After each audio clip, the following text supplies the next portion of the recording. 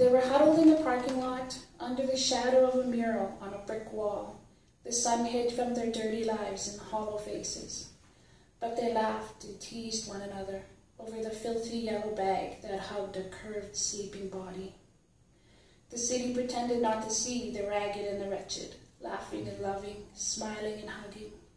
These people, my people, made me proud in that moment for their ability to find time, for a smile and a hug, for the street and love, for the pitiful and beautiful, for the poor and the crazy, the lost and the sad.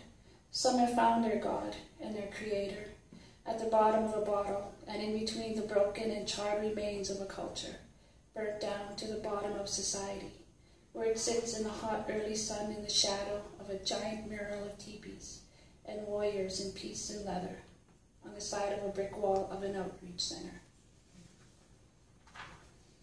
This one is called Cantankerous, and it's about my cousin, Marianne.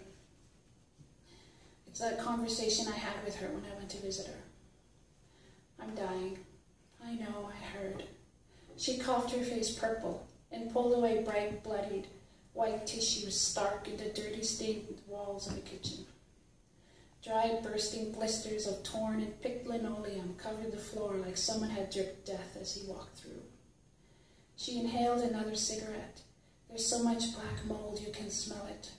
I covered my mouth. She blew smoke in my face with a smile. He's a good tenant anyway. Who is? Mold. He doesn't drink, doesn't fight, doesn't steal, doesn't mind my smokes and beer. He's a killer, I added. She nodded and sucked on her smoke and exhaled her last 10 years. He's a cruel bastard. This one is called A Humorous Tale. It was told to me by my brother. It's about some relatives we have that live in North Central. On the floor in a hot summer night, no relief from the heat and the sweat, an out-of-tune guitar, a sick night creeping, birthing lyrics in a box of warm beer. It's what keeps them awake, not the sirens that pierce the night, or the yelling and breaking glass where pavement runs dry. It's the songs and the smokes they share on the floor, the only cool they could find, gathered around a box of clinking bottles. A man came running in, he says, as he sucks on his cigarette, his skinny face and sharp cheekbones under bushy brows and eyes that have seen too much. He just ran in and grabbed my old guitar. He taps the one he's holding to the laughter at the old tale. We call the cops.